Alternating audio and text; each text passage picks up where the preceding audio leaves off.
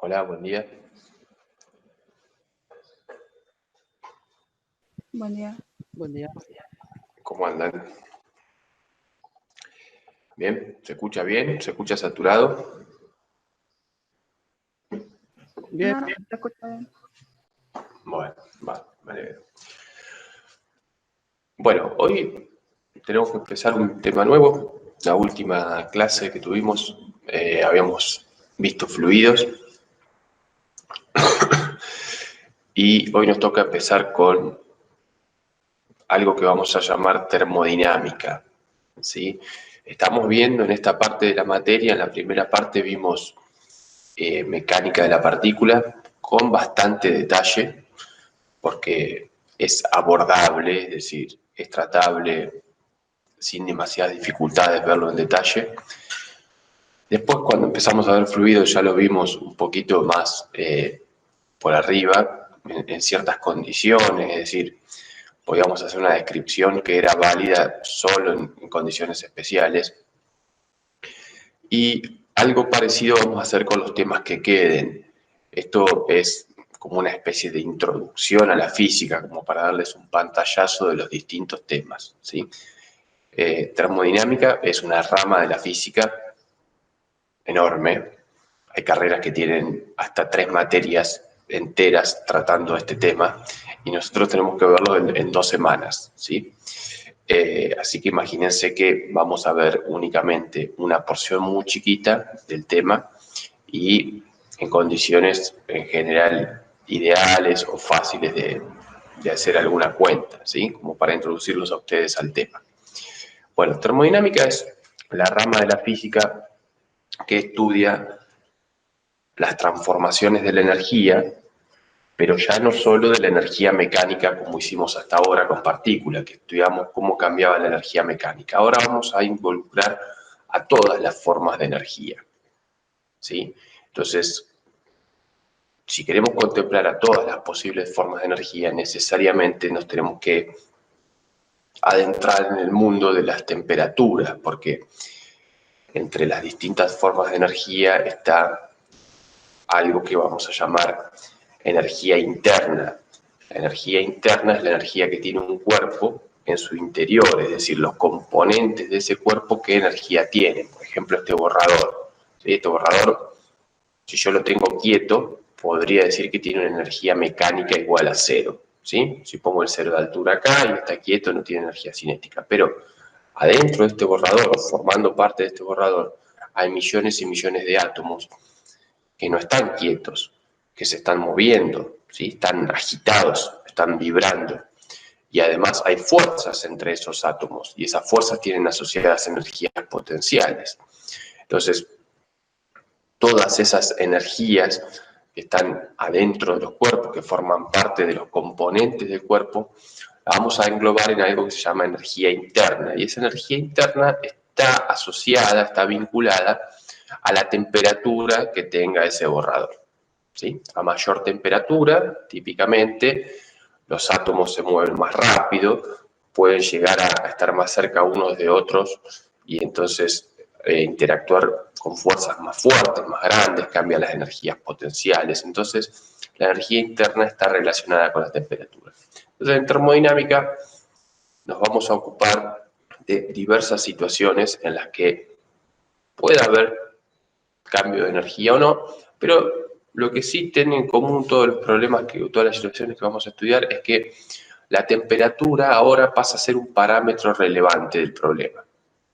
¿Sí? Hasta ahora, en todo lo que hicimos en la materia, hasta el día de hoy, nos despreocupamos completamente de la temperatura, ¿sí? No le dimos bola a la temperatura. Para describir cómo caía un objeto, no importaba para nada qué temperatura tenía ese objeto. Bueno, ahora las situaciones que vamos a describir, la temperatura importa, ¿sí? Juega algún rol en todas las situaciones que vamos a ver. La termodinámica se describe en forma completa por 3 leyes, tiene 3 leyes también, igual que la mecánica con las leyes de Newton, tiene 3 leyes la termodinámica. Nosotros vamos a ver con cierto grado de detalle la primera ley de la termodinámica. Les voy a hacer algún comentario sobre la segunda ley, les digo que cuenta la segunda ley. Y la tercera también, un comentario mínimo, pero en realidad no la vamos a usar para nada. Además de las leyes de la termodinámica, vamos a estudiar dos situaciones en detalle. Una es la dilatación de cuerpos, es decir, nosotros, seguramente todo esto lo saben, los cuerpos tienen un volumen, por ejemplo, determinado, si son tridimensionales, y ese volumen estrictamente depende de la temperatura. Cuando yo caliento ese cuerpo, ese volumen no tiene por qué permanecer constante, ¿sí? Por ejemplo, en los metales lo más común es que a medida que aumenta la temperatura, el volumen ese se agranda, ¿sí? Se dilata el metal. Entonces, ese es uno de los aspectos que vamos a estudiar o que vamos a caracterizar cuantitativamente, es decir, con cuentas. Y otro es el intercambio, ya me estoy adelantando un poquito en los temas, el intercambio de calor que se da entre dos sustancias, entre dos o más sustancias, en un ambiente cerrado, es decir, donde no hay intercambio de calor con otras cosas, en condiciones especiales, pero al menos para poder caracterizar ese intercambio de calor. Esos dos aspectos los vamos a estudiar cuantitativamente, ¿sí? Con cuentas, con expresiones que nos permitan predecir qué es lo que va a pasar. Y los otros aspectos de la termodinámica los vamos a comentar más cualitativamente, ¿sí? Más, yo les suelo decir a modo de cuentito, que es como no se hace física. La física no es un cuentito, la física es una ciencia que se expresa a sí misma a través de la matemática, es decir, con expresiones muy precisas, ¿no? Casi que no podemos usar palabras, ¿no? O no alcanzan las palabras, ¿sí? Pero bueno, lamentablemente no nos da el tiempo y sería una locura incluir todo el desarrollo matemático necesario para avanzar en termodinámica cuantitativamente en todos los temas, ¿sí? Entonces vamos a tratar cuantitativamente esos dos que les comentaba y los demás más a modo cuentito, como probablemente muchos de ustedes ya los hayan visto en la secundaria, ¿sí? Algunas de estas cosas seguramente las vieron en la secundaria. Bueno, lo primero que vamos a hacer es ponernos de acuerdo a qué le vamos a llamar calor. ¿Sí? Vamos a definir calor para la física, que no van a ver que no es la misma noción que usamos en nuestra vida cotidiana. Entonces, calor lo vamos a representar con la letra Q mayúscula.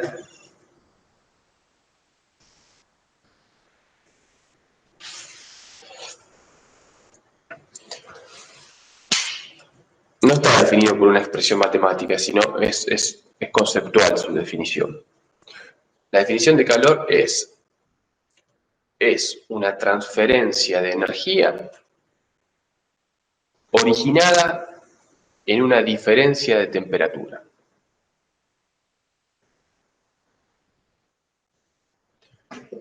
A ver qué quiere decir esta definición. La repito por si hay alguien que está tomando nota. Es una transferencia de energía originada en una diferencia de temperatura.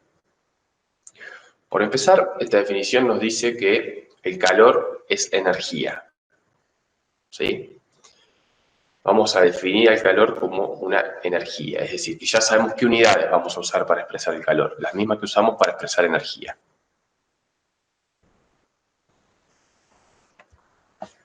¿Sí? El calor lo vamos a expresar en joules, en las unidades del sistema internacional. Por supuesto que hay otras unidades, seguramente han trabajado en alguna otra materia en química, suelen usar las calorías, pero bueno, en el sistema internacional son los joules. Es energía, pero hay un aspecto clave en la definición que me dice que es energía transferida. O sea, para poder hablar de calor, tiene que estar habiendo una transferencia. El calor no es algo que se tenga. Un cuerpo no tiene calor. No tiene sentido decir que este cuerpo tiene 5 joules de calor. Porque por definición el calor es una transferencia. Entonces sí podemos decir, el cuerpo A le transfiere 5 joules de calor al cuerpo B. ¿sí? Ahora, no tiene sentido, la siguiente expresión no tiene sentido. El cuerpo A tiene 15 joules de calor. No, el calor no se tiene, el calor se transfiere, nada más. ¿Mm?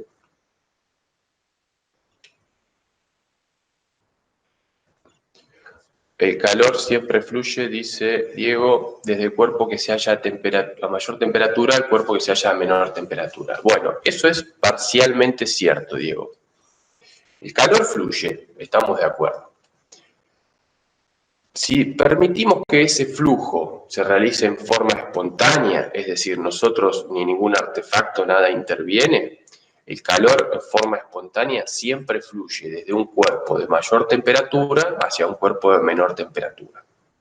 Bien, sin embargo, como ustedes saben, podemos nosotros intervenir y lograr que el calor fluya desde un cuerpo de menor temperatura hacia uno de mayor.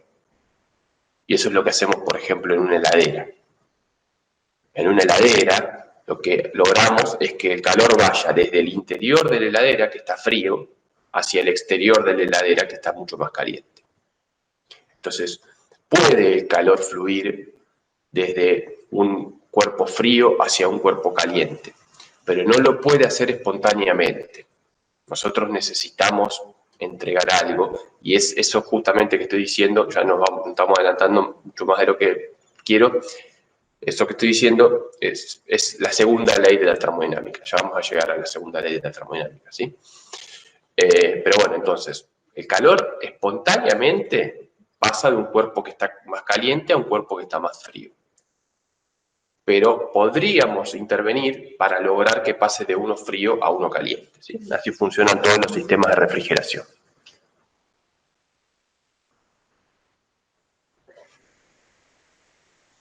Bueno, tenemos entonces algo más ibas a decir respecto a la definición de calor. Es energía transferida.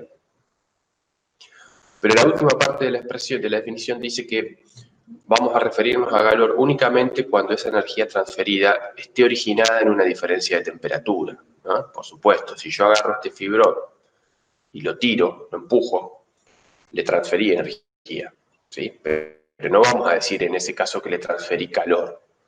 El transferí no tiene nada que ver con la diferencia de temperatura, tiene que ver con que lo empujé. ¿Mm?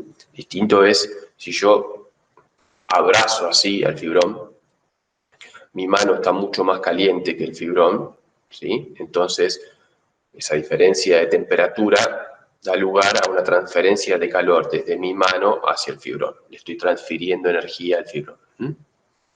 Eso sí es una transferencia de calor. Bien, tenemos la definición de calor. Nosotros ya habíamos visto, cuando vimos mecánica, la definición de trabajo. Entonces, ya estamos en condiciones de enunciar la primera ley de la termodinámica, que es bastante intuitiva. Primera ley o primer principio.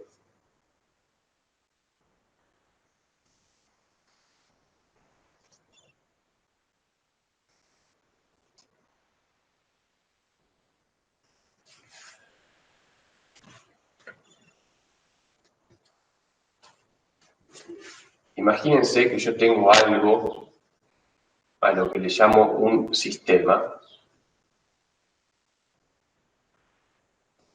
y fuera de ese sistema tengo algo a lo que le llamo un entorno. ¿Sí? Tengo un sistema y un entorno. ¿Vieron la noción ya en alguna otra materia, si no los aburro con algo que ya vieron, de sistema y entorno? ¿Qué es cada cosa?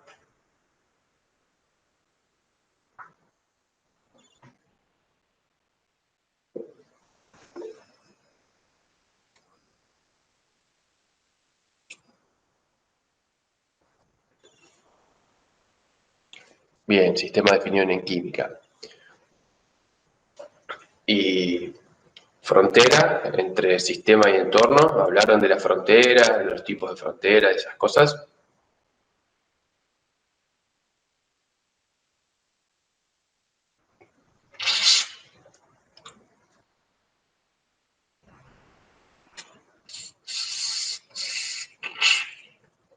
Yo no tengo problema en repetirlo, yo para aburrirlos lo menos posible con algo que ya hayan visto. Bueno, cualquier cosa, yo empiezo a contarles, si me dicen, no, todo esto ya lo vimos, listo, pasamos a la primera ley. Antes de la primera ley, entonces. Nos vamos a referir en general a sistema y entorno. Sistema y entorno constituyen todo nuestro universo, todo el universo que nos interese. ¿Está bien? El sistema es una parte de ese universo que nosotros aislamos en forma imaginaria para poder estudiar.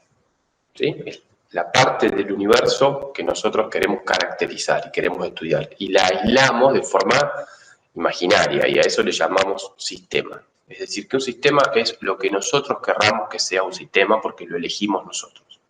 ¿Sí? Entonces imagínense que como que lo encerramos con una curvita para saber qué es la parte que estamos caracterizando. Todo lo que forme parte del universo y que no sea sistema es el entorno. Entonces, en una situación práctica, supónganse que yo tengo la olla de agua caliente al fuego, ¿no? Yo puedo elegir, se está calentando, puedo elegir en esa situación como mi sistema toda el agua que está contenida dentro de la olla. ¿Listo? Ese es mi sistema. Y todo lo demás es entorno. Entonces, en ese caso, las paredes de la olla, el aire de la habitación, todo eso sería mi entorno. Entorno o medio ambiente. Y solo el agua sería mi sistema. O en esa situación podría elegir como mi sistema la olla conteniendo también al agua, es decir, tanto las paredes de la olla como el agua que está en el interior. Y el aire de la habitación y lo demás viene a ser el entorno. ¿Está bien?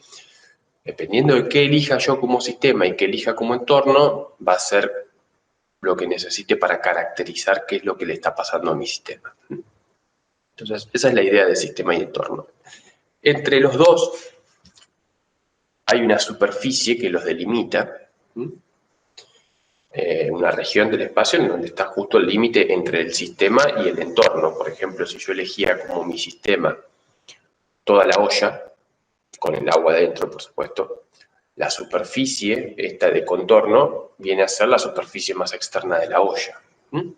Esa superficie límite se lo conoce como frontera. Esto que está acá viene a ser la frontera.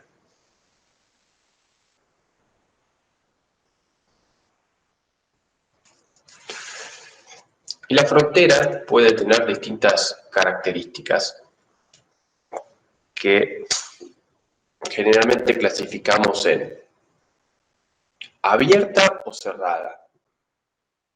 Una frontera abierta que permite el paso de materia a través de la frontera, ¿sí? Por ejemplo, en el caso de la olla al fuego, las paredes de la olla son una frontera cerrada, porque por esa parte, o son una parte de la frontera cerrada, porque por esa parte no puede ingresar o salir material. En cambio, si la olla la tengo destapada, la parte de arriba de la olla, ¿sí? Es una superficie de frontera abierta, porque por ahí el agua puede evaporarse y pasar al aire, pasar al ambiente. Entonces, si deja el paso de masa, hablamos de frontera abierta; si no lo permite, hablamos de frontera cerrada. Sí, un sistema abierto es un sistema que permite el ingreso o el egreso, o ambas, de masa. Además, podemos hablar de una frontera que permite o no permite el paso de calor, el intercambio de calor. ¿Sí? Y en ese caso decimos, si no permite el intercambio de calor, decimos que es una frontera adiabática. ¿Sí? Adiabático quiere decir que no permite el paso de calor. La frontera puede ser adiabática. Bien, bueno, veo que varias de estas cosas las vieron. ¿Qué es un sistema aislado? ¿Qué es un sistema aislado? Un sistema aislado es el sistema en el que no permite el intercambio de nada. Es decir, para que un sistema sea aislado tiene que ser cerrado y adiabático. ambas cosas, ¿sí? No intercambian ni calor ni materia. Eso es un sistema aislado, ¿sí? El opuesto a adiabático se suele llamar diatérmico. El diatérmico permite el traspaso de calor a través de la frontera. Ahora, a ver qué tan claras están estas nociones. Díganme un ejemplo de un sistema adiabático, de la vida cotidiana, algo que se les ocurra. Un termo, por ejemplo. Bien, un termo. Es la respuesta que me parece más rápido, nos viene a todos. Perfecto, un termo. ¿Qué tan adiabático es un termo? Eh, Depende de la calidad del termo, pero tarde o temprano pierde el agua, la temperatura que tenía el agua, la va perdiendo, la va entregando. Ahí va, perfecto. A eso quería llegar. No existe en la naturaleza absolutamente nada, ni en la naturaleza ni que nosotros podamos crear, que sea perfectamente adiabático. ¿Sí? Considerar a un sistema como adiabático o a una frontera como adiabática es siempre una aproximación, siempre. Y qué tan buena sea esa aproximación depende de varios factores como el que decías vos, Kevin, qué tan bueno sea el termo, ¿sí? Ese es un factor que interviene en una buena o mala aproximación. Depende también, por ejemplo, de la escala temporal en la que yo esté analizando el problema, porque a lo mejor yo tengo un tramo que es muy bueno, pero si vengo dentro de 10 años a ver si la temperatura del agua que puse a 100 grados sigue siendo de 100 grados, casi seguro que no. ¿Sí? Entonces, depende obviamente, del recipiente en sí, por supuesto, pero también depende, más allá del recipiente, depende de la escala temporal, por un lado. Depende de la sensibilidad con la que yo sea capaz de determinar las diferencias de temperatura. Porque si yo puedo mirar diferencias de temperatura, solo tengo un termómetro que solo me mide diferencias de 1 grado. Bueno, a lo mejor un termo, el luminario mío, si mido diferencias de 1 grado, en varias horas es bastante bueno. Ahora, si vengo con un termómetro que puede medir milésimas de grado de diferencia, y el lumilagro mío no me dura ni un minuto la temperatura, voy a distinguir una diferencia de temperatura al cabo del minuto, ¿sí? Entonces, poder considerar a un sistema o no va a depender del problema que yo esté abordando, ¿sí? Pero recuerden entonces que siempre que considerar algo adiabático es realizar una aproximación. Yo tengo que ser capaz de analizar si la aproximación que estoy realizando es buena o no, es decir, si es razonable usarla o no. Y lo mismo que estoy diciendo para adiabático vale para sistema abierto o sistema cerrado. No existe ni podemos fabricar ningún sistema que sea absolutamente cerrado. Todos los sistemas estrictamente son abiertos. ¿Sí? Decir que es cerrado es siempre una aproximación. Ustedes van a decir, pero si yo hago una cámara completamente, la sueldo toda, la sello toda, ahí no le entra nada.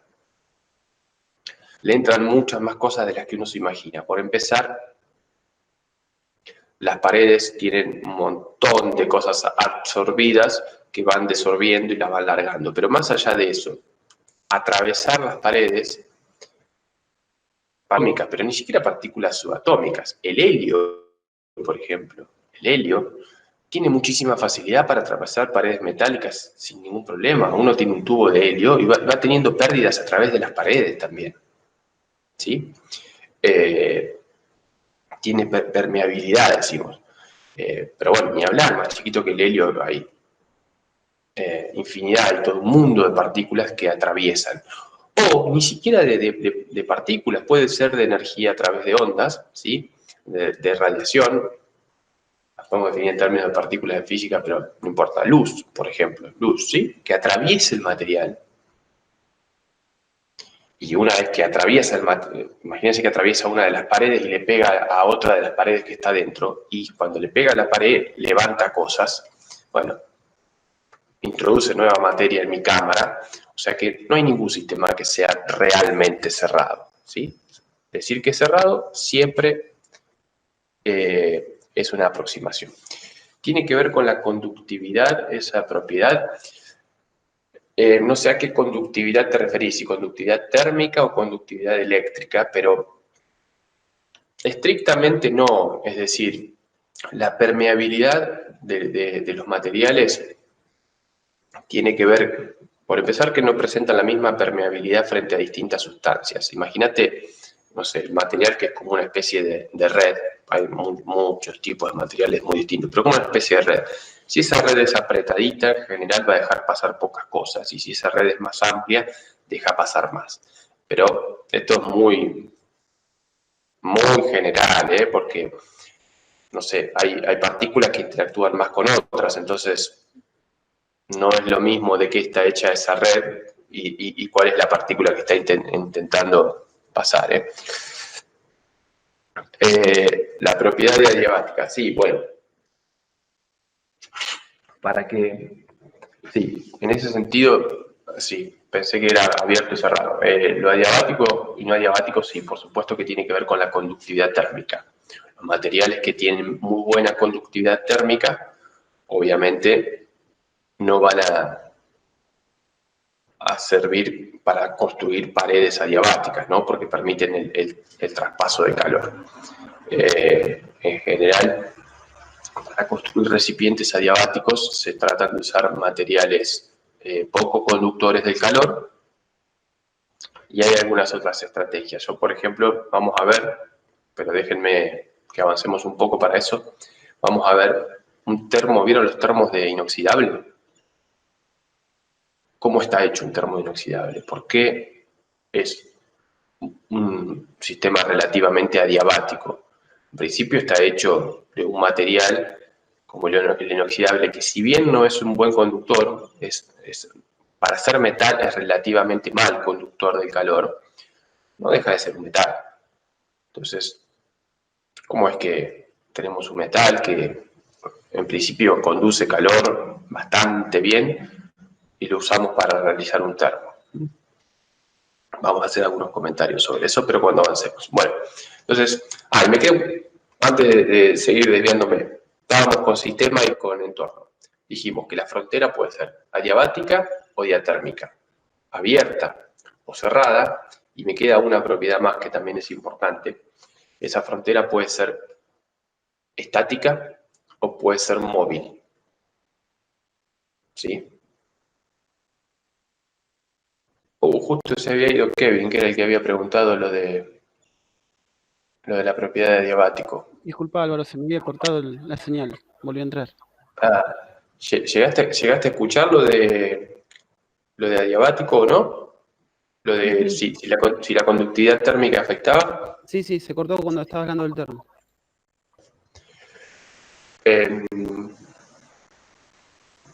Bueno, les decía, podía ser abierta o cerrada, adiabática o diatérmica, y la que nos queda es que la frontera puede ser móvil. ¿Sí? Una frontera estática está quieta, esa ustedes se la pueden imaginar. Pero una frontera móvil es una frontera que está cambiando las dimensiones o la forma de mi sistema. ¿Sí? Y son muy importantes las fronteras móviles porque las usamos en un montón de artefactos. No sé, imagínense, por ejemplo, un globo. ¿Sí? Y yo elijo como mi sistema el aire que tengo dentro del globo. Y estudio el proceso de inflado del globo. ¿Está bien? La frontera está definida por la goma que constituye el globo. Bueno, mientras lo voy inflando, esa goma se va agrandando. Entonces esta frontera va cambiando. ¿Sí? Es una frontera móvil. Les decía que este es un sistema, es un caso muy importante el de frontera móvil porque, no sé, típicamente los motores, cualquier elemento que se use para generar un trabajo, para poder generar un movimiento de algo, lo solemos representar con este esquemita. Imagínense que tenemos un cilindro con un pistón, es esto, ¿no? Y acá tenemos algún fluido de trabajo que fuera. y definimos como sistema el fluido este, ¿sí? Esta parte de acá adentro es lo que para nosotros es el sistema. Bueno, lo que suele pasar en estos pistones típicamente es que este fluido por algún proceso determinado se expande y se contrae. Entonces este pistón sube y baja, ¿está bien? Entonces, si yo estoy definiendo como mi sistema todo el fluido que tengo acá adentro, cuando este pistón se vaya para arriba, la frontera de mi sistema es más grande. Cuando este pistón viene para abajo, la frontera de mi sistema es más chica. Entonces es una frontera móvil. Entonces esa es otra característica importante de la frontera que hay que tener en cuenta. Nosotros no vamos a abordar en la materia situaciones que involucren fronteras móviles, pero bueno, es un aspecto muy, muy importante de la caracterización de sistemas, y todo aquel que estudie una ingeniería mecánica, una ingeniería industrial, tiene que trabajar ese tipo de sistemas. Bueno, ya hablamos bastante del sistema, entorno y frontera. Vamos a escribir entonces la primera ley de la termodinámica, que de lo que habla es de las transferencias de energía que sufre un sistema. ¿Sí? Lo que dice esta ley es que a un sistema yo puedo entregarle un calor, ¿sí? Una forma de entregarle energía es a través de calor. Otra forma de entregarle energía a este sistema es entregarle trabajo, es decir, realizar trabajo sobre el sistema. Esa es otra forma. Nosotros vimos que la forma de transferir energía es a través de un trabajo. Entonces ahora tenemos dos formas de transferir energía. O le transferimos calor o le transferimos trabajo. Estas son las dos maneras que tenemos de entregarle energía al sistema, así que esto tiene que ser igual al cambio de energía de mi sistema.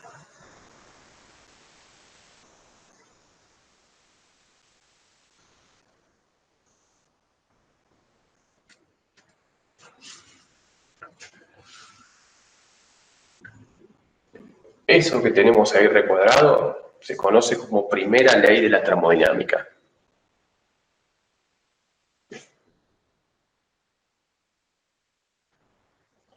Y no es otra cosa que un teorema de conservación de la energía, como el que usamos en la parte de energía mecánica, pero ahora contemplamos también las posibles transferencias de calor.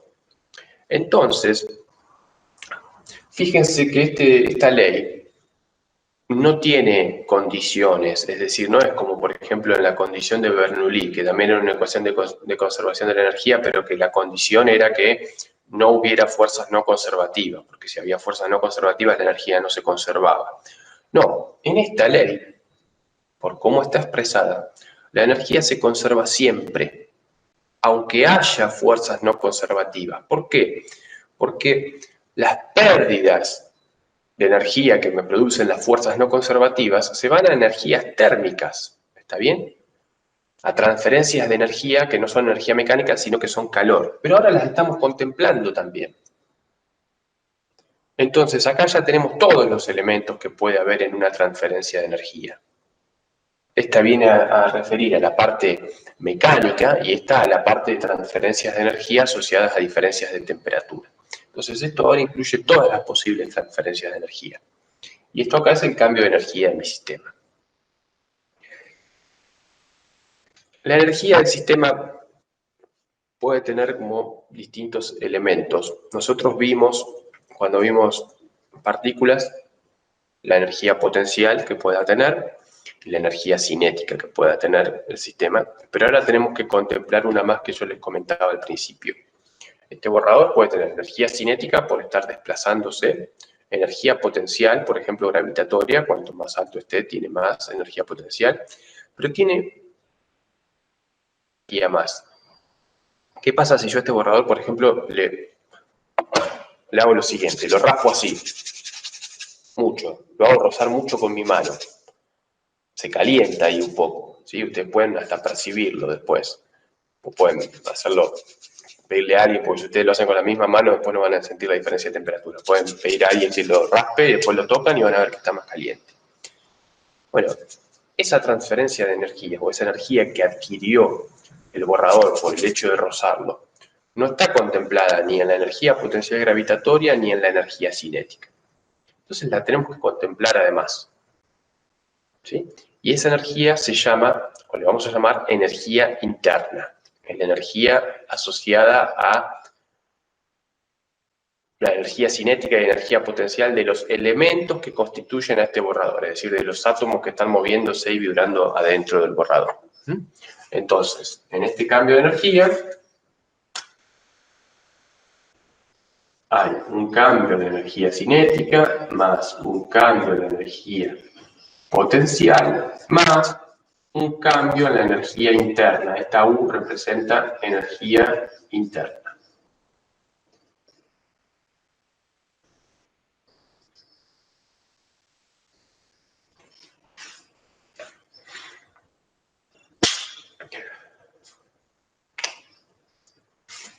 Este signo que está acá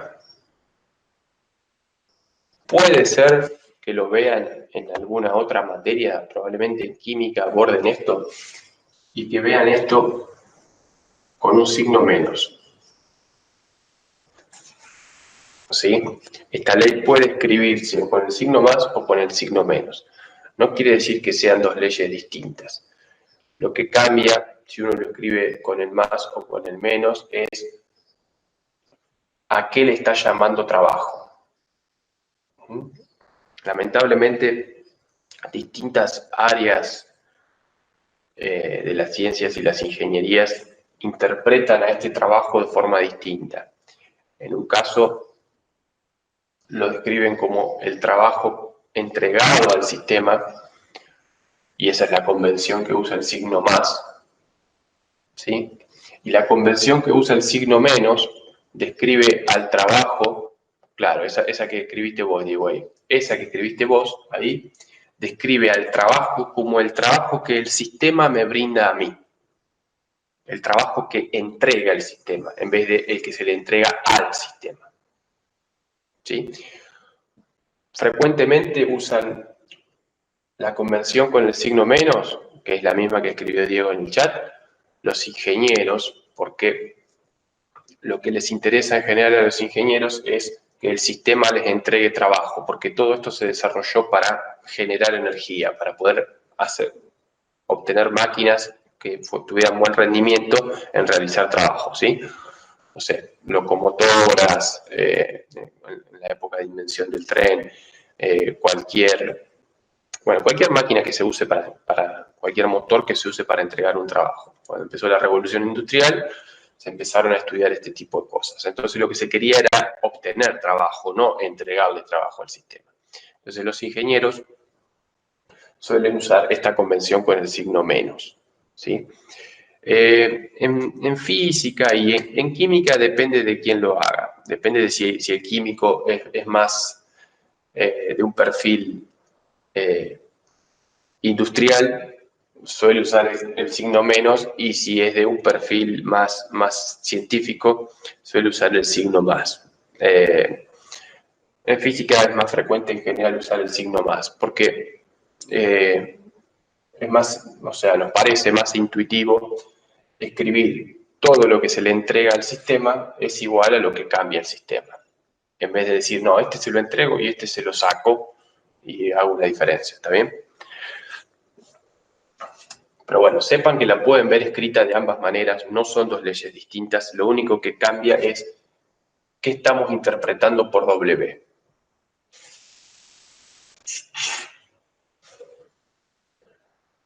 Bueno, con esta ley, nosotros no vamos a hacer cuentas en esta materia con la ley entera. Solamente vamos a trabajar un determinado caso muy simple. Pero sí me parece importante que la tengan vista porque seguramente la vayan a usar.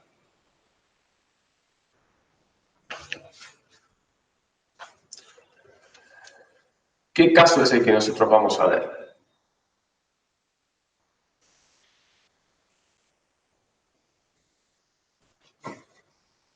Supónganse que yo tengo un sistema aislado.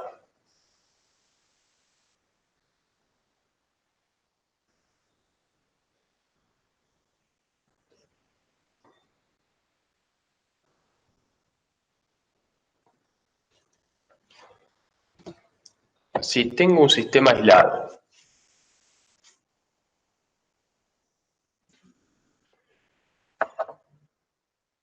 ¿qué me dice esta primera ley para el sistema aislado?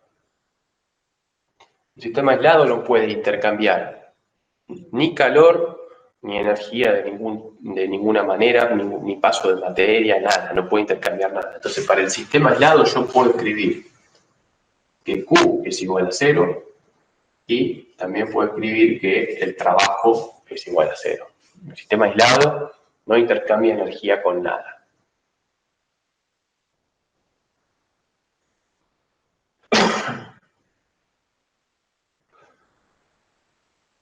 Bueno, nosotros vamos a trabajar algunas situaciones de sistemas aislados y fundamentalmente vamos a usar esta parte que está acá. El hecho de que para un sistema aislado el intercambio de calor es igual a 0. ¿Sí? Entonces, el cambio de energía que va a tener mi sistema, por supuesto, si esto es igual a 0, esto también tiene que ser igual a 0. Bueno, muchos de estos problemas se engloban dentro de algo que vamos a llamar calorimetría. La calorimetría es como una partecita chiquitita de la termodinámica que se ocupa de vincular las transferencias de calor con cambios de temperatura. Es decir, si yo tengo una transferencia de calor de tantos joules a un material, ¿cuánto cambia su temperatura? ¿Está bien? Nosotros vamos a estudiar ese tipo de situaciones y en general, salvo puede haber alguna excepción, pero en general lo vamos a hacer en sistemas aislados. Entonces, ¿cómo sería esa situación?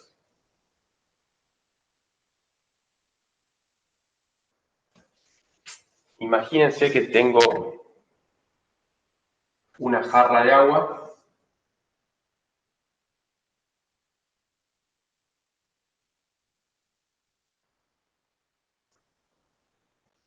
temperatura de 20 grados. Esto es agua,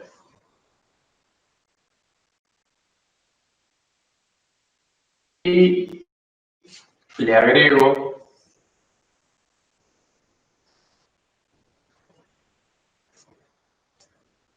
otra cantidad de agua a 5 grados. ¿Sí? Y acá tenía 2 litros y acá le agrego, no sé, medio litro. Tengo 2 litros a 20 y le agrego medio litro a 5 grados. Una pregunta válida es, ¿cuál es la temperatura final de la mezcla? ¿Sí? Bueno, ese tipo de preguntas es lo que vamos a responder dentro de este pequeño apartado de la termodinámica que se llama calorimetría.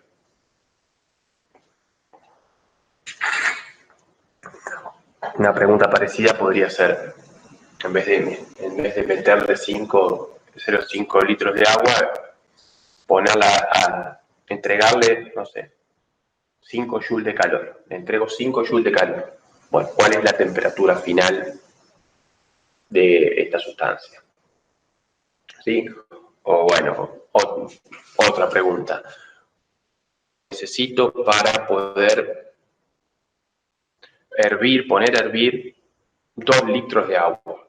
¿Cuánta energía me demanda? Es decir, ¿cuánto calor tengo que entregarle a 2 litros de agua para poder llevarlo desde 18 grados, que es temperatura típica de agua de la canilla, hasta 100 grados? Energético me demanda. Bueno, ese tipo de cuentas es lo que vamos a hacer ahora en calorimetría. Para eso tenemos que definir algo, o o escribir una expresión que me vincula el calor transferido con el cambio de temperatura, ¿sí? Entonces, la siguiente expresión que voy a escribir vale únicamente cuando no hay cambio de estado. Es decir, si la sustancia a la que le estamos entregando calor permanece en su mismo estado líquido, gaseoso o sólido. Si no hay cambio de estado,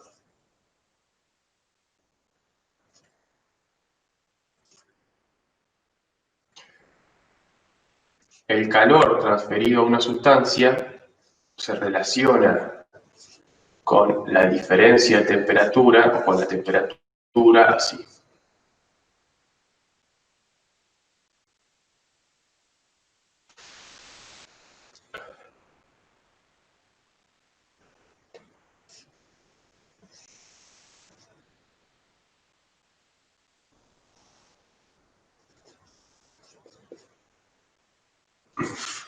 El calor que yo transfiero a una sustancia es igual a la masa de esa sustancia, una constante que se llama calor específico.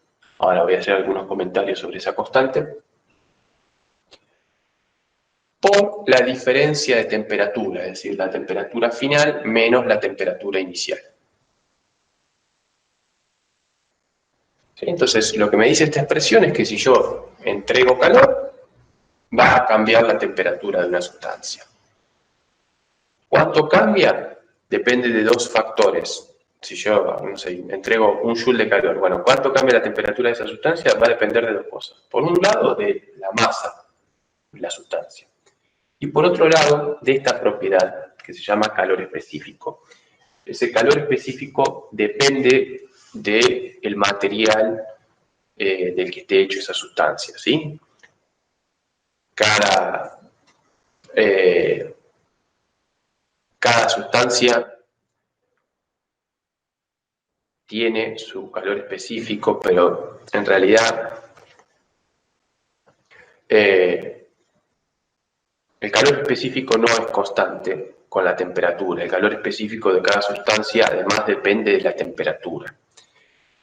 O sea que estrictamente no es una constante. Pero cuando la sustancia es fundamentalmente líquida o sólida, ¿sí? El calor específico varía muy poquito con la temperatura. Entonces, en general lo podemos tomar constante, mientras la sustancia sea líquida o sólida, pero es distinto cuando es líquida que cuando es sólida. Entonces, por ejemplo, vamos a hablar del calor específico del hielo, es decir, del agua sólida, y tiene un valor, ¿sí? Y vamos a hablar del calor específico del agua líquida y tiene otro valor, distinto que el que tiene el agua sólida. Estrictamente, además, depende de la temperatura. El agua líquida a 20 grados no tiene el mismo calor específico que el agua líquida a 80 grados. Pero esa diferencia es muy, muy chiquita, no es significativa. Pero sí es significativa entre el agua líquida y el agua sólida. ¿Bien? En general no vamos a hablar de calores específicos en estado gaseoso, porque ahí sí es muy fuerte la dependencia que presenta con la temperatura. A medida que yo me muevo en temperatura, en un estado gaseoso, el calor específico cambia bastante. Entonces, en general vamos a tratar de evitarlos.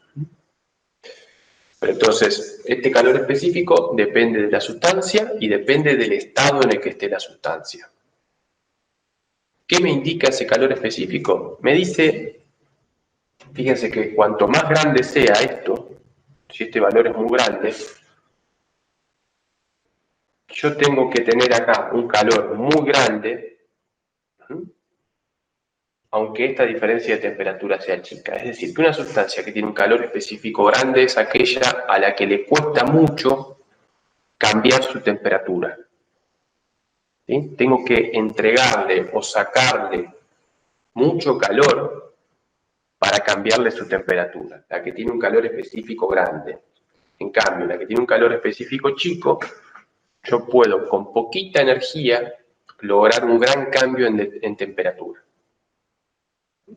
Vamos a nuestra vida cotidiana. ¿Qué sustancias tenemos con calores específicos chicos y qué sustancias tenemos con calores específicos grandes?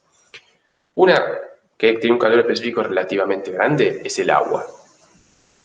El agua tiene un calor específico relativamente grande. Me demanda bastante energía cambiarle su temperatura un poco. A diferencia, por ejemplo, de los materiales sólidos.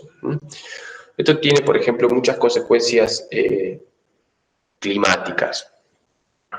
No sé si hay alguien de ambiental acá, pero probablemente esto ya lo sepa. Los suelos, imagínense un suelo seco, cambia muy fácilmente su temperatura y típicamente tiene muy altas temperaturas durante el día y muy bajas temperaturas durante la noche. Y unas pocas horas son suficientes para que el suelo cambie su temperatura, ¿sí? Porque tiene un calor específico bajo. Los materiales del suelo tienen un calor específico bajo, entonces con un poquito de diferencia, un poquito de transferencia de calor, ya cambia mucho su temperatura. En cambio, las grandes masas, las masas de agua, imagínense en una zona que está cerca de la playa, el agua tiene un calor específico grande. Entonces, para poder cambiar su temperatura tiene que haber una transferencia de energía muy grande. Y eso hace que no haya una diferencia de temperatura entre el día y la noche muy grande. Entonces, la amplitud térmica en las zonas húmedas es mucho menor que la amplitud térmica en las zonas donde hay poca agua. Y tiene que ver con el calor específico de los materiales. ¿Sí? Ni hablar que pueden hacer la prueba en su casa muy fácilmente poniendo algo metálico al fuego y van y lo tocan después, se queman instantáneamente. ¿Sí? En cambio, a eso algo metálico, pónganle una masa muy chiquitita de agua, ¿sí? Y van, lo ponen un instante al fuego, lo sacan, lo agitan bien para que la temperatura quede pareja y tocan el agua y no se quema. ¿Sí? Le demanda mucha energía el agua para poder cambiar su temperatura.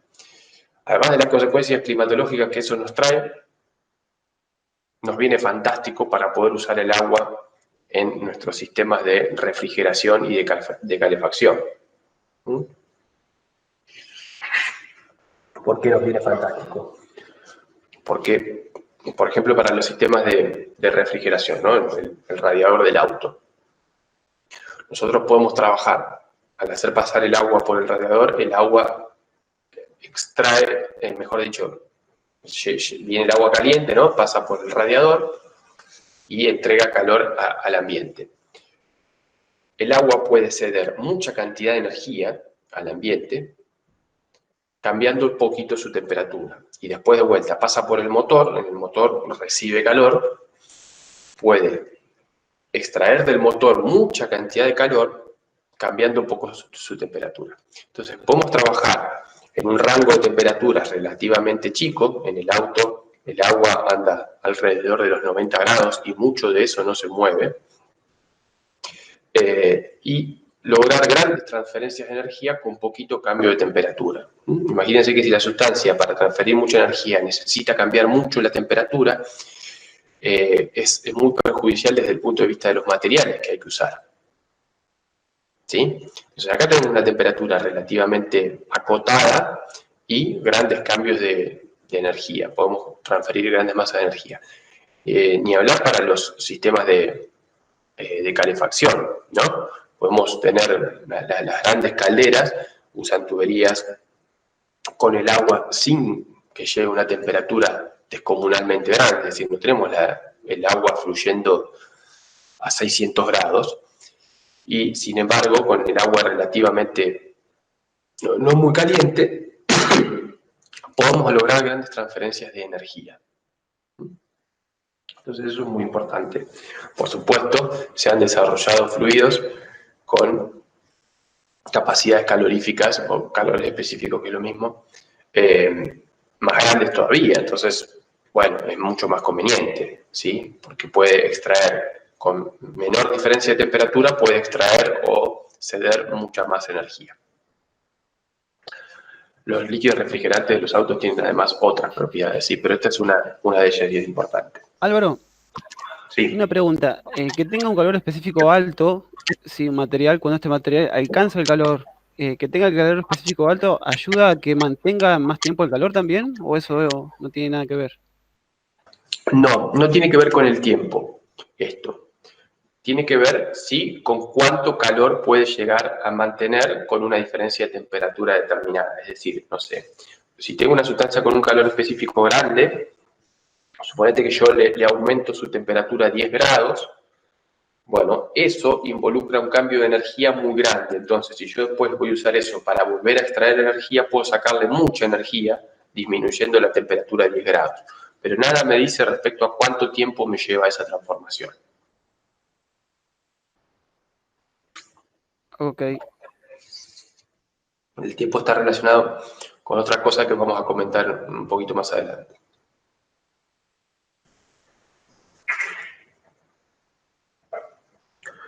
Bueno.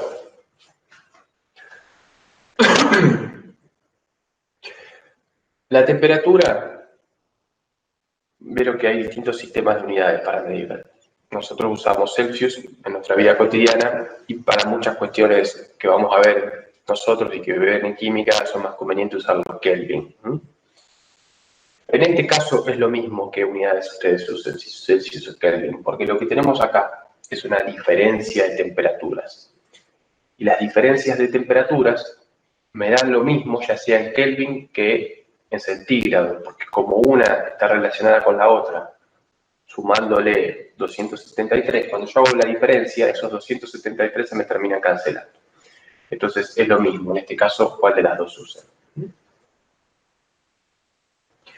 Bueno, esto que dijimos recién, de que si yo le entrego calor a un cuerpo, cambia su temperatura, es válido únicamente si no hay cambio de estado, porque si no, esto no es cierto. En un cambio de estado, cuando el agua, por ejemplo, se está evaporando, yo entrego calor y el agua no cambia su temperatura. Imagínense la olla con agua al fuego, que está hirviendo. Yo le estoy entregando calor todo el tiempo porque el fuego está entregándole calor al agua. Pero si el agua está hirviendo, yo pongo un termómetro en el agua y todo el tiempo su temperatura es de 100 grados si la tengo a presión atmosférica. Cuando se está produciendo un cambio de estado, hay una transferencia de energía, hay una transferencia de calor, pero no hay un cambio en la temperatura. Entonces esta expresión no es válida, porque esta expresión me dice que si hay una transferencia de calor, hay un cambio en la temperatura. Entonces esto solo es válido si no hay cambio de estado. Si hay cambio de estado,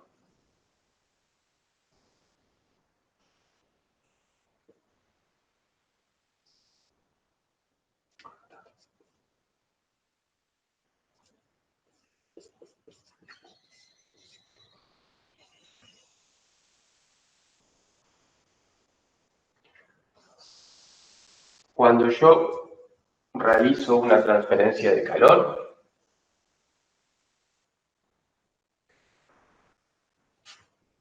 esa transferencia de calor se usa para producir el cambio de estado, es decir, hay una determinada cantidad de la sustancia que va a cambiar de estado.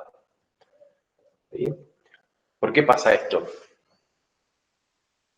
¿O qué es el cambio de estado? Imagínense esto a nivel molecular, ¿no? Yo tengo a mi sustancia, tengo dos moléculas acá de mi sustancia, moléculas o átomos de mi sustancia. Y yo les estoy entregando energía, ¿no? Estos están vibrando en realidad, se están moviendo así, vibrando, rotando, dependiendo de la sustancia. Se están moviendo. Eso está asociado a la temperatura. Cuando yo le entrego energía y todavía no hay un cambio de estado, lo que pasa es que vibran más fuerte. ¿Sí? Eso es que tienen mayor temperatura, vibran más fuerte. Si se produce un cambio de estado, lo que yo tengo que hacer para producir un cambio de estado es lograr romper esta unión, esta fuerza que hay entre ellos y que los mantiene relativamente cerca. Las tengo que separar, ¿sí? Cuando se produce el cambio de estado es como que se separan los componentes internos de la sustancia. Bueno, para lograr romper esa atracción que está habiendo entre ellos, yo tengo que entregar energía. Pero esa energía se está usando entonces para romper esta unión, para separar a las moléculas unas de otras. No se puede usar para agitarlas más así, ¿sí? Entonces las está separando. Entonces, le estoy entregando energía, pero esa energía no se traduce en un aumento de temperatura. Se está usando para romper estas uniones. Bueno, entonces este calor transferido es igual a la masa que cambie de estado, no sé cómo escribir acá, la masa, vamos a poner así, la masa que cambie de estado, por una constante, que la voy a escribir con esta letra lambda, que se llama calor latente.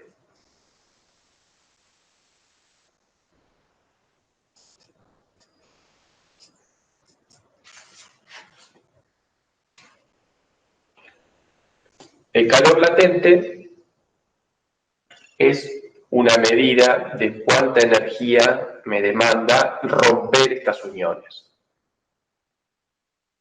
Por supuesto que depende de la sustancia, porque depende de qué sustancia sea, qué tan fuertes sean estas uniones, ¿no? Y vamos a tener típicamente dos calores latentes por cada sustancia. Vamos a tener el calor latente de vaporización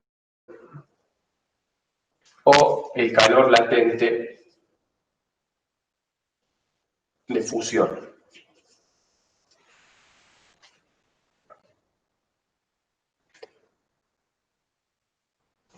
El de vaporización, se da en el cambio de estado entre líquido y gas, ¿sí? Ya sea de líquido a gas o de gas a líquido. Y este se da en el cambio de estado entre líquido y sólido o entre sólido y líquido. Pero está definido entonces para cada sustancia. Nosotros vamos a hablar del calor latente de vaporización del agua y del calor latente de fusión del agua. Y son dos valores. Y es una medida de cuánta energía me demanda a mí cambiarle el estado a 1 kilogramo de esa sustancia. Esa es la definición de calor latente, la energía que me demanda cambiar el estado a 1 kilogramo de la sustancia.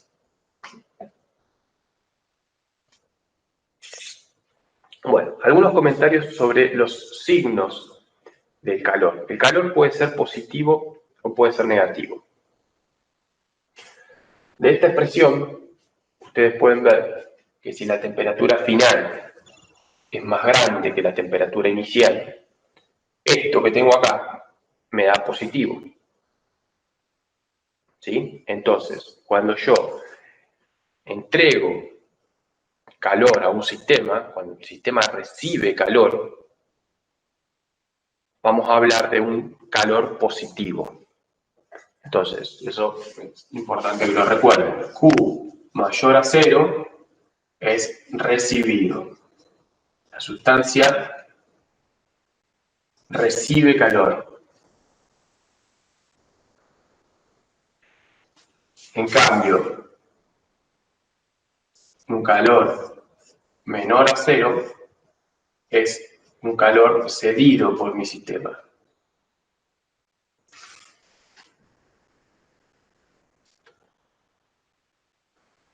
En este caso, en el caso de la transformación sin cambio de estado, el signo del calor ya va a estar dado por el signo, por la diferencia de temperaturas. ¿Está bien? La diferencia de temperaturas me va a indicar el signo del calor. Pero en esta, en la que yo tengo un cambio de estado Este calor latente es siempre positivo, es una propiedad de la sustancia que es siempre positiva. Entonces, esta expresión estrictamente, yo acá la tengo que escribir así, más o menos. Y en qué caso va más y en qué caso va menos es algo que tienen que darse cuenta ustedes. Si la sustancia está recibiendo calor, va a ir el signo más. Si la sustancia está cediendo calor, va a ir el signo menos en esta expresión. ¿Sí? Entonces, por ejemplo, yo tengo agua, agarro una cubetera con agua, la lleno de agua líquida y la pongo al freezer. ¿Sí? Y entonces en determinados momentos se empieza a congelar. Bueno, mientras se está congelando, la transferencia de calor sigue esta expresión, donde esta es la masa que se logró congelar y este es el calor latente de fusión del agua. En este proceso, si mi sistema es el agua, ¿cuál de los dos signos tengo que usar, el positivo o el negativo? El negativo. El negativo, ¿sí? Porque el agua está cediendo calor, le está pasando calor a la heladera.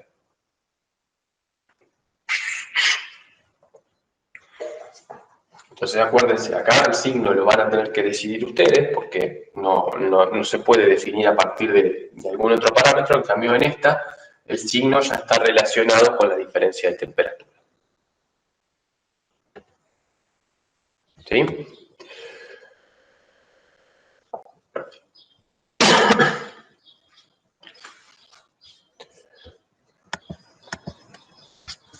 Bien, déjenme chusmear a ver cómo está, en qué orden está organizada la práctica, a ver qué otra cosa vemos primero. Bien. Bueno. ¿Cómo van a usar ustedes en la práctica estas dos expresiones para hacer cuentas? Imagínense que nosotros tenemos, como les decía al principio, una jarra con agua.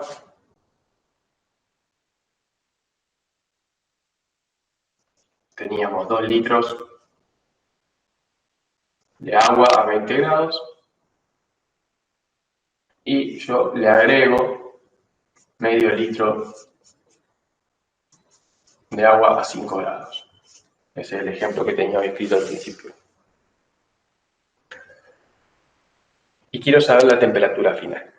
Bueno, lo que vamos a hacer en este tipo de situaciones es, a menos que el ejercicio diga otra cosa, vamos a considerar que esta mezcla se produce de una forma tan rápida, por empezar que se mezcla y se homogeneiza, ¿sí? Es decir, que no van a quedar zonas de este líquido a una temperatura, zonas a otra, sino que la temperatura vamos a asumir que logró homogeneizarse. Eso por un lado. Por otro lado, vamos a asumir que esta mezcla se produce en forma tan rápida que es despreciable el intercambio de calor entre el agua y el ambiente y el aire de afuera.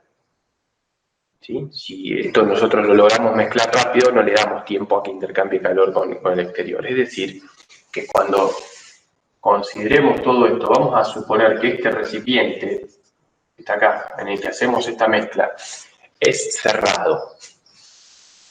¿Sí? No intercambia ni energía ni materia. También vamos a despreciar, por supuesto, la evaporación de agua que tenemos acá. ¿Qué tan buenas son estas aproximaciones? Un factor determinante es la escala temporal, ¿sí? Es decir, qué tan rápido estemos haciendo esta medida. Después que lo mezclamos, ¿cuánto tiempo dejamos pasar? Si dejamos pasar un día, no va a ser para nada buena, pero si lo hacemos en forma instantánea, probablemente sea buena aproximación, ¿sí? Nosotros, para poder hacer cuentas, a menos que el enunciado diga algo distinto, vamos a suponer que el sistema en el cual estamos haciendo la mezcla es cerrado. Puede haber algún ejercicio donde, en vez de considerar el sistema cerrado, completamente aislado, les diga, bueno, el recipiente intercambia con el ambiente un calor de tanto. Entonces ahí ya le está diciendo cuál es el calor intercambiado con el ambiente, ¿sí? Pero bueno, si es aislado, en el caso en el que sea aislado, que es el caso más simple,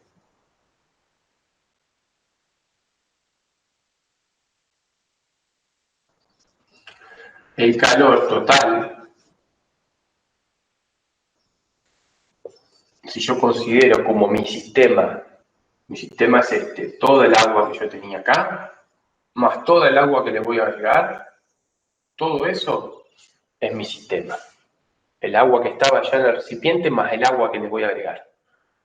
Si el sistema es aislado, el calor total, dijimos que era igual a cero, es decir, porque ni esta puede intercambiar calor con el ambiente. Fíjense que pueden intercambiar calor entre ellas, una con la otra, pero las dos están adentro del sistema, o sea que no intercambian con el ambiente. ¿Sí? Entonces el calor total es igual a cero, o no hay intercambio de calor con el ambiente. Ahora, yo este calor total lo puedo escribir como el calor, esta podemos llamarle agua 1 y ahí está el agua 2. El calor del agua 1 más el calor del agua 2. Esto tiene que ser igual a 0.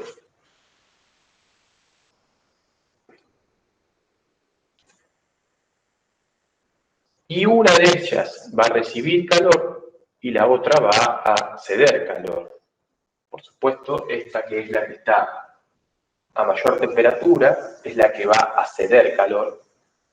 O sea que este Q1 yo espero que sea negativo.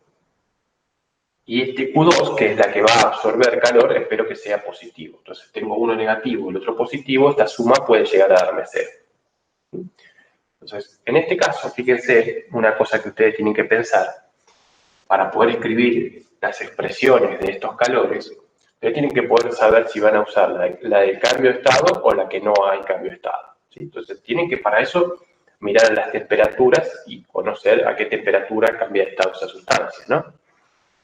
Esto, por supuesto, que está todo a presión atmosférica, ¿no? Porque la temperatura a la que se da el cambio de estado depende de la presión. A presión atmosférica nosotros sabemos que el agua pasa de líquido a sólido o de sólido a líquido a 0 grados y de líquido a vapor o de vapor a líquido a 100 grados. ¿Sí? Entonces esas son las dos temperaturas de cambio de estado a presión atmosférica. En este caso tenemos agua a 20 grados que se va a mezclar con agua a 5 grados. Por supuesto, la temperatura final a la que me va a quedar la mezcla está entre 5 y 20, no puede darme algo distinto. ¿Sí? Sí o sí me da entre 5 y 20. Entonces no va a haber un cambio de estado. Ni esta va a cambiar de estado, ni esta va a cambiar de estado.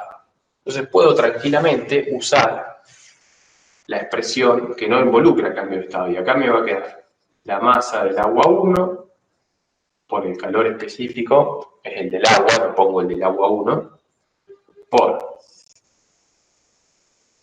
y acá viene temperatura final, menos la temperatura inicial, y en este caso tengo que poner del agua 1, más la masa del agua 2 por el calor específico, por la temperatura final, menos la temperatura inicial del agua 2. Y esto es igual a 0.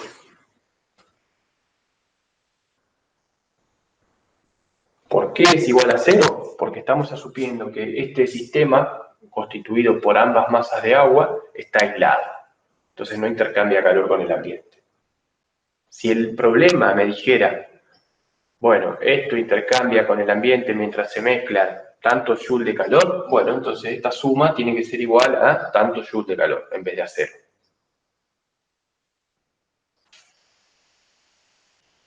Bueno, ¿qué datos reemplazamos acá? Fíjense que temperatura final. Yo no diferencié entre temperatura final del 1 y temperatura final del 2. Porque esto se está mezclando. La temperatura final va a ser la de la mezcla, es la misma para ambas. ¿Sí? Por eso la temperatura final figura la misma. Y acá me queda, por supuesto, 2 litros de agua. La densidad del agua es 1000 en kilogramos por metro cúbico. Así que 2 litros de agua pesan 2 kilos.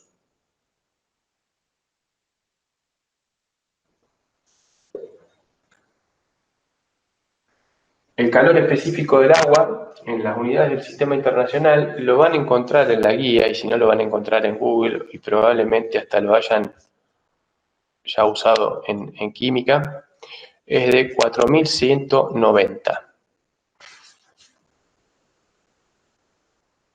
Ese es el calor específico del agua líquida. Como les decía, tiene una pequeña variación con la temperatura. Por ejemplo, a 60 o 70 grados, esto puede ser 4180, 4175. Bueno, 4190. Vamos a ponerlo ahí. Por la temperatura final, menos, y esta estaba a 20 grados. Esta era una masa de 0,5, viene 4190. Temperatura final menos, esto estaba a 5 grados. Igual a 0. Entonces, fíjense, se los dejo terminar a ustedes, no importa el número final. ¿Qué unidades tiene el calor específico? Yo no me las acuerdo, pero las podemos deducir. De la expresión, las podemos decir que tienen que ser, en el sistema internacional tiene que ser joules sobre kilogramo, y acá vienen unidades de temperatura, que puede ser centígrado o Kelvin, ¿sí? Entonces, esto lo pueden ver así o lo pueden ver así, es lo mismo, joules, Kelvin.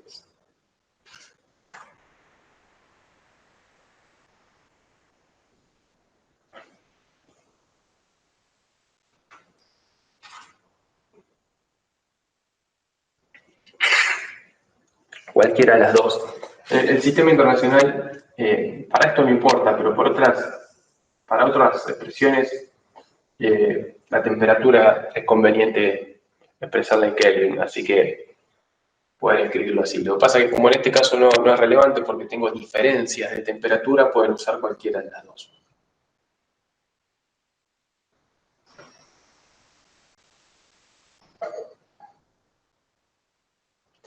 Bueno, les decía, esta expresión, fíjense que tiene como única incógnita a la temperatura final. ¿Sí? Entonces de acá la pueden terminar despejando. Y así es como obtenemos cuál es la temperatura final de la mezcla. ¿Qué hipótesis hicimos para obtener esto? Fundamental, de que consideramos de que esta mezcla estaba aislada, que no intercambió ni calor, ni materia, ni trabajo con el ambiente. ¿Sí? Lo consideramos aislado. Esa es la primera hipótesis que realizamos. La segunda hipótesis fue, esta es una aproximación muy menor, fue haber tomado el calor específico como constante cuando en realidad estrictamente no lo es, pero esa es una aproximación muy chiquita. Y bueno, acá sacan la temperatura final. Cuando ustedes hacen este tipo de cuentas, obviamente, hay muchos aspectos que pueden tener en cuenta para ver si cometieron algún error o no. Acá estoy mezclando algo que está a 20 grados con algo que está a 5 grados. Obviamente, el resultado final me tiene que dar entre 20 y 5. No puede ser que yo mezcle esas cosas y que me dé 80 grados. ¿Sí? Eso por un lado. Por otro lado, como estoy mezclando dos cosas que tienen el mismo calor específico, es decir, ambas son agua, el resultado final tiene que estar mucho más cerca de la masa más grande, porque es la que más me costaría cambiarle su temperatura, ¿está bien? Entonces yo espero que acá estoy mezclando algo que está a 20, que tiene una masa grande, con algo que está a 5 y que tiene una masa chica. Espero que el resultado final me dé mucho más cerca de 20. ¿Sí? Ojo, esto, cuando yo estoy mezclando sustancias que tienen calores específicos distintos, el calor específico también juega un rol, no solamente la masa. Entonces no debe tener cuidado con hacer ese tipo de consideración. Bueno, en la práctica ustedes se van a encontrar este tipo de situaciones, por supuesto que como esta, que no involucra un cambio de estado, pero también algunas situaciones que sí involucran un cambio de estado, donde interviene la otra expresión. Y algunas situaciones donde una misma sustancia tiene un tramo de su transformación con cambio de estado y un tramo sin cambio de estado. Por ejemplo, una pregunta que van a encontrar es: cuánto calor necesito para llevar hielo que tengo a 20 grados bajo cero a agua líquida a 20 grados. ¿Sí? Entonces ahí tengo. Primero el hielo pasa desde 20 grados bajo cero hasta 0 grados, ¿sí? Cambiando su temperatura. Esa transformación involucra un cambio de temperatura. Entonces usan esta expresión que usamos acá. De 0 grados como hielo a 0 grados como agua líquida, hay una transformación que involucra un cambio de estado, con la expresión de cambio de estado. Y eso demanda energía. De 0 grados de agua líquida a 20 grados de agua líquida, vuelve a haber una transformación sin cambio de estado. Entonces ahí tienen como distintas partes del proceso en las que tienen que ir usando distintas expresiones para calcular el calor. Y pueden hacer la cuenta, por ejemplo, de cuánto hielo necesitan para enfriar una jarra de 2 litros de agua desde, no sé, 20 grados a 6-7 grados centígrados. ¿Qué masa de hielo se necesita? Sabiendo que el hielo originalmente está a 20 grados bajo cero, una cosa así, temperatura de freezer.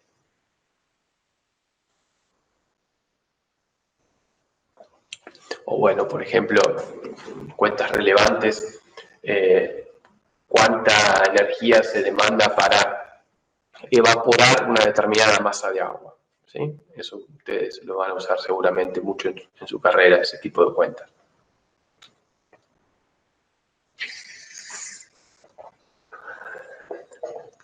Bueno, un aspecto más que les quiero contar hoy, lo vamos a dejar una parte para la clase que viene,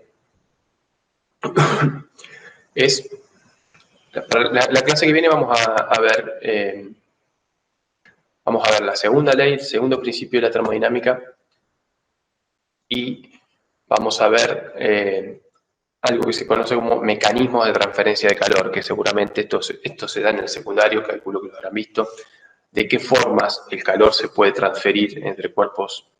Hay distintos mecanismos para hacerlo y bueno, vamos a hacer algunos análisis sobre los mecanismos. Eso es la clase que viene. Lo que quiero completar hoy, que es lo que les va a permitir hacer cuentas y trabajar en práctica, es esa dilatación que se da en los cuerpos con la temperatura. Sí, conducción, radiación y convección, exacto, digo, eso mismo. Para charlar la clase que viene. ¿Sí? Eso va a ser muy a modo cuentito, no vamos a hacer ningún cálculo con eso, pero sí hay algunos conceptos que podemos refrescar o profundizar de lo que ustedes ya conozcan. Bueno, el otro aspecto con el que sí vamos a hacer cuentas es con la dilatación térmica de materiales.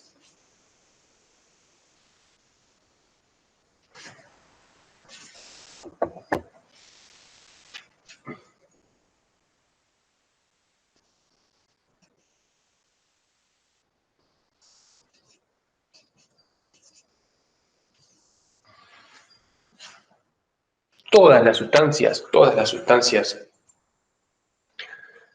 presentan un cambio, una transformación frente a un cambio de temperatura. ¿Sí? Si yo tengo un cuerpo de la sustancia que sea y le cambio la temperatura, ese cuerpo va a sufrir transformaciones de forma, de volumen, de densidad. Y típicamente lo que sucede es que a mayor temperatura, mayor volumen, es decir, si yo aumento la temperatura de un cuerpo, ese cuerpo va a ocupar más espacio. Eso es lo típico. Sin embargo, no es una ley y hay una excepción muy importante que es la del agua. El agua no siempre respeta eso. No es que depende del momento en el que yo lo haga. Digo, hay un rango de temperaturas en el que respeta eso, que a mayor temperatura, a mayor volumen. Pero hay un rango de temperaturas muy importante en nuestra vida cotidiana donde pasa exactamente al revés. El agua, imagínense que yo la tengo originalmente a 20 grados y la empiezo a enfriar, ¿sí? De 20 voy bajando, 15, 14. Entonces, en ese rango de temperaturas pasa lo típico, el agua empieza a contraerse, ¿sí? Paso de 20 a 10, el agua estaba a 20, después a 10 ocupa un poquito menos de volumen, se contrae muy poquito. Es casi imperceptible la diferencia, pero se contrae. Se sigue contrayendo hasta que llego a los 4 grados. Cuando llego a los 4 grados y sigo enfriando, abajo de los 4 grados, empieza a ser exactamente lo opuesto. A medida que voy enfriando, se va expandiendo, ¿sí? Y cuando sufre el cambio de estado, que pasa a sólido, es muy loco porque es una de las pocas sustancias que hace esto. En vez de contraerse al pasar a sólido, se expande aún más todavía, ¿sí? Y el agua sólida tiene un volumen mayor que el agua líquida. Tiene una densidad menor que el agua líquida. Entonces, por eso el hielo flota en agua, ¿sí? Porque el hielo ocupa más volumen que el agua líquida. Si yo sigo enfriando el hielo, esto se sigue expandiendo durante un rango de temperaturas y después si lo sigo enfriando más aún, ahí sí vuelve al comportamiento típico que es a menor temperatura, menor volumen y empieza a contraerse. Claro, exactamente, lo que dice Kevin. Esto tiene en nuestra vida cotidiana unas consecuencias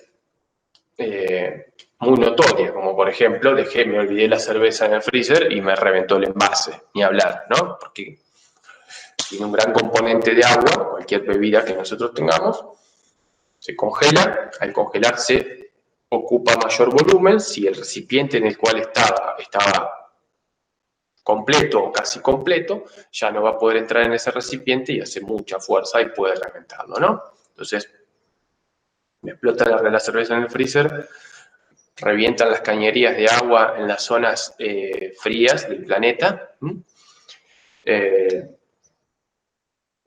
Los líquidos refrigerantes se han inventado o anticongelantes justamente para evitar este tipo de comportamientos. Pueden llegar a temperaturas mucho más bajas sin sufrir un cambio de estado, porque si no el agua en un motor está en una zona en la que hace menos de 0 grados durante un tiempo considerable, el agua se expande y parte el motor, rompe el motor, ¿no?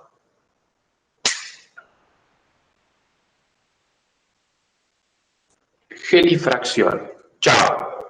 ¿Así rompen rocas? Mirá vos, no lo sé, no lo sabía, no lo sé.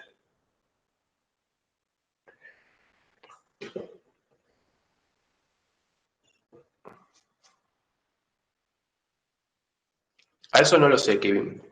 No sé a qué temperatura vuelve al comportamiento típico. Te la debo a esa. Lo podemos buscar en internet.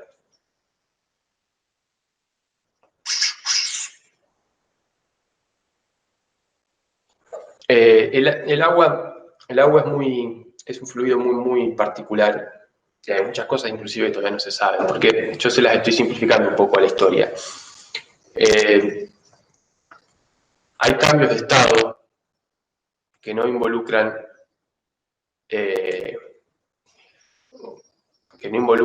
esta transformación gas líquido sólido.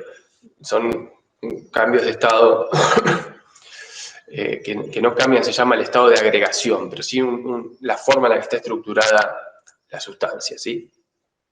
Entonces, el agua, en su fase sólida sobre todo, tiene muchos estados distintos. El agua puede estructurarse de muchas formas distintas y va cambiando con la temperatura, con la historia de cómo se fue logrando ese estado, con la presión. Entonces,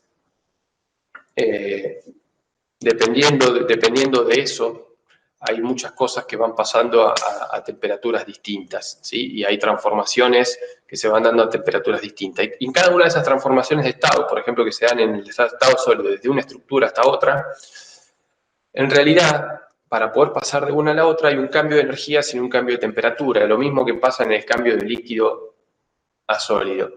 Y el agua tiene como varias de esas en la fase sólida. es bastante complejo. Así que esa respuesta en parte también va a depender de cuál de estas estructuras esté formando el agua.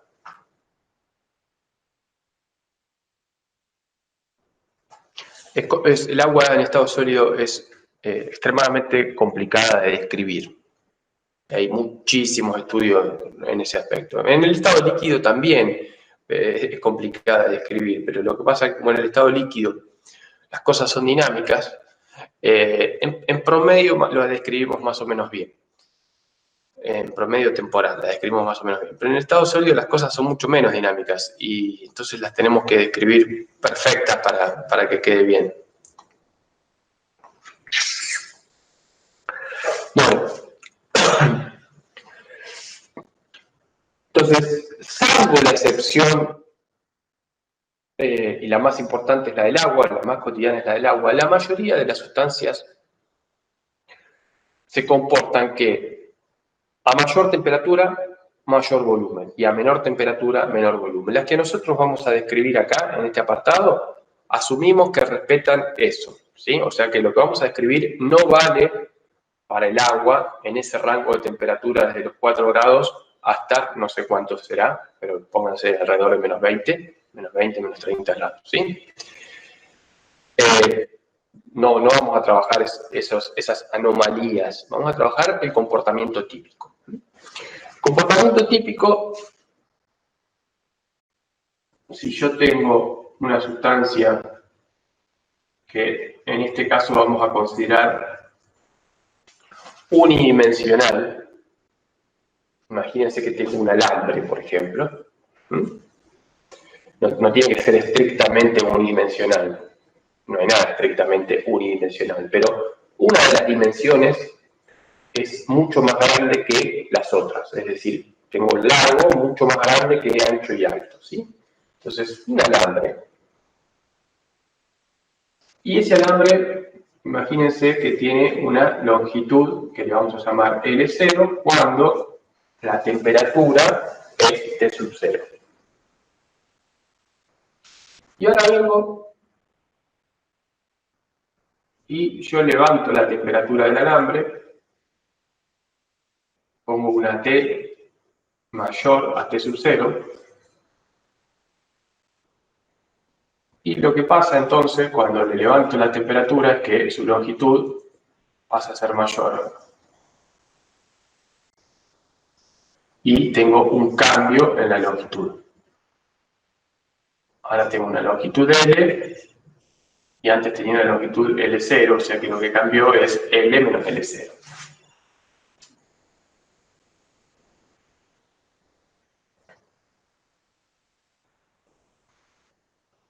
¿Sí? ¿Cómo se relaciona este cambio en la longitud con el cambio en la temperatura? El cambio en la longitud viene dado por esta expresión.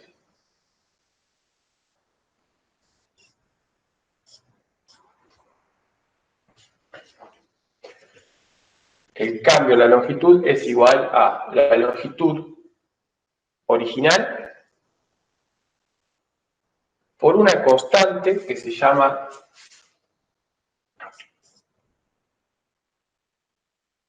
coeficiente de dilatación lineal.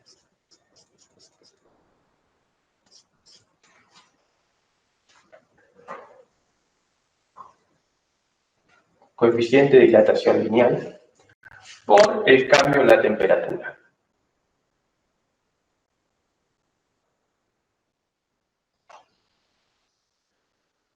Este coeficiente de dilatación lineal es una propiedad de la sustancia. Entonces, cada sustancia tiene su coeficiente de dilatación.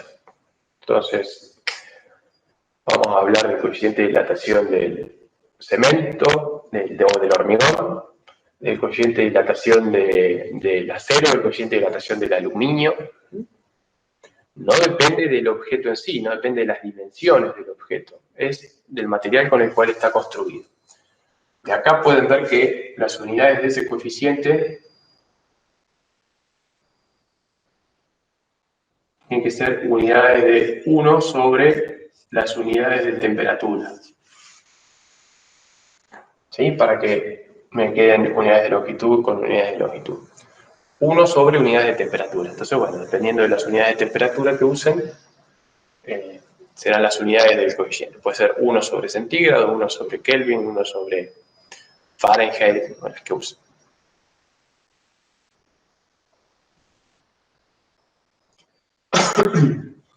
Entonces, básicamente lo que nos está diciendo esta expresión es que el cambio en la longitud es proporcional al cambio en la temperatura. ¿Sí?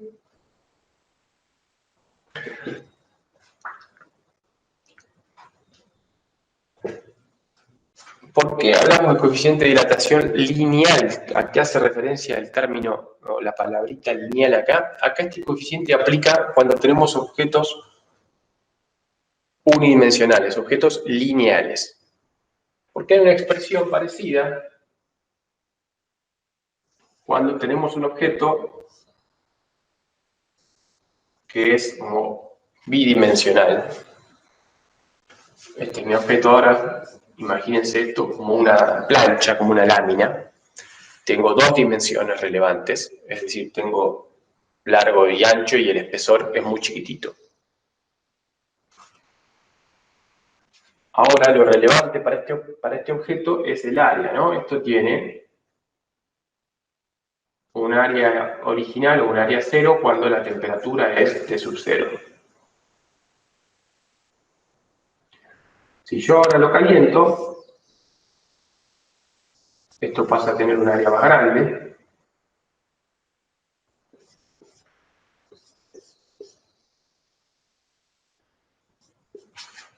Tengo un área A cuando la temperatura es T. Y el cambio en el área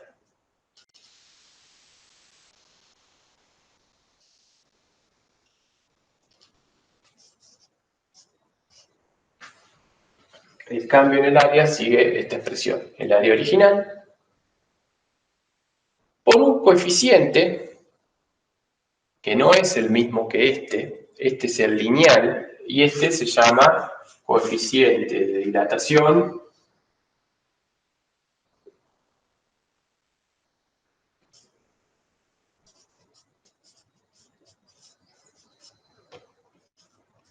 superficial.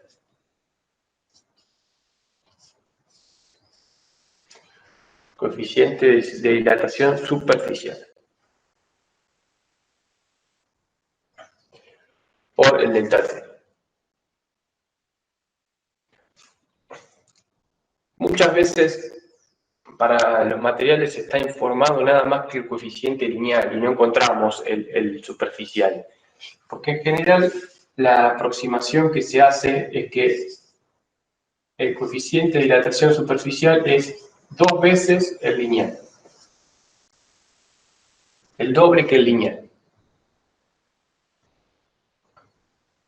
Nosotros vamos a considerar esa aproximación. Este es el doble que el lineal.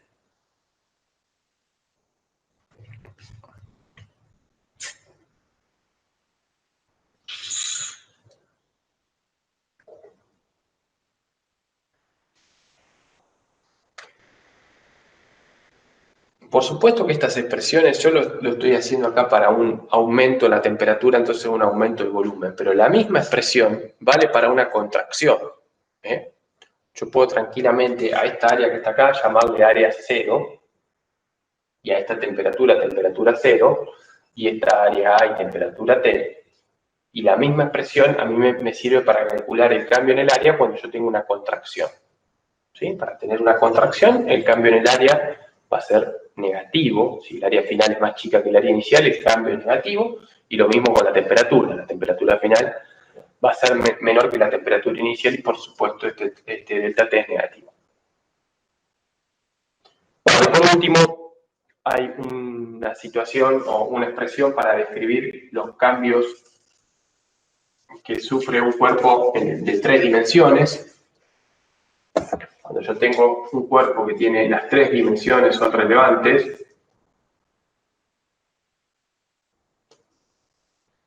lo que se describe en general es el cambio de su volumen.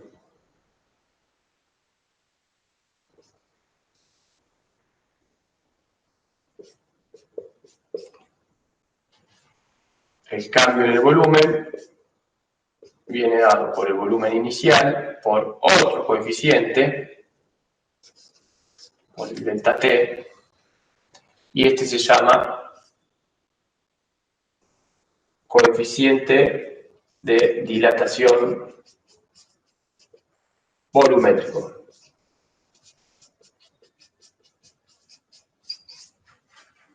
Coeficiente de dilatación volumétrico, el beta. La relación del beta con el lineal, beta es aproximadamente 3 veces el lineal.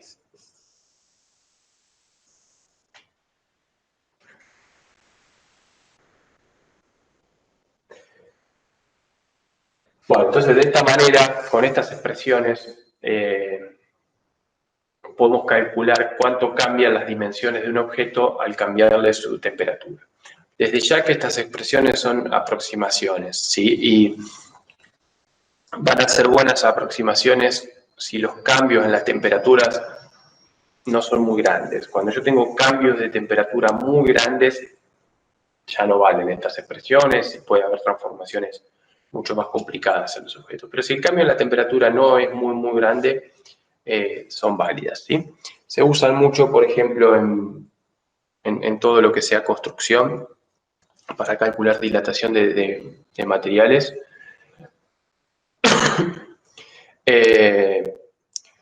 Se usa en un montón de dispositivos que emplean la dilatación con algún objetivo, como por ejemplo todos los termostatos, ¿vieron? O muchos de los termostatos, el de la plancha, por ejemplo, para que la plancha haga contacto eléctrico o no haga contacto eléctrico, usa la dilatación de materiales para eso. Y bueno, hay seguramente algunos aspectos que nos están viniendo a la mente ahora donde es importante la dilatación térmica de sustancias. Y se usan estas expresiones para calcularlas. ¿Bien?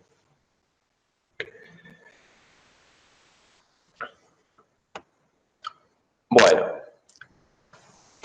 más que suficiente por hoy. No sé cómo vienen en la práctica, si ya abordarán esta semana estos temas o no, pero metiéndole pata, si es que todavía no han terminado con la de fluidos, ya deberíamos estar arrancando por estos temas,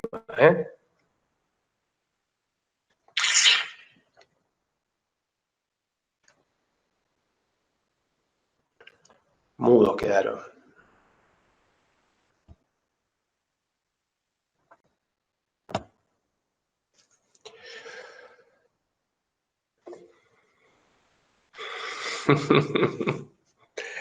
Knockout. Bueno,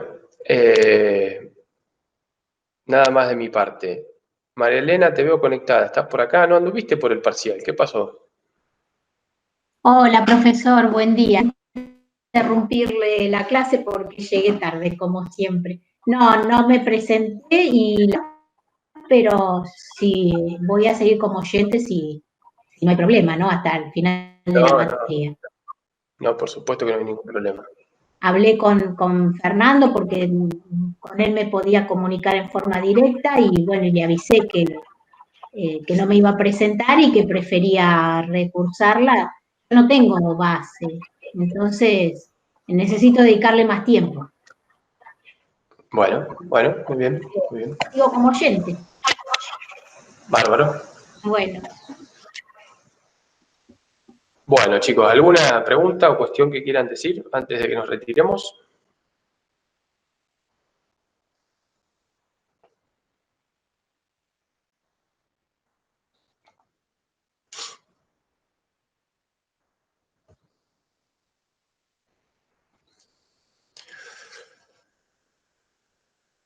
Bueno, la semana que viene entonces nos vemos. Gracias, profesora. Hasta la semana que viene.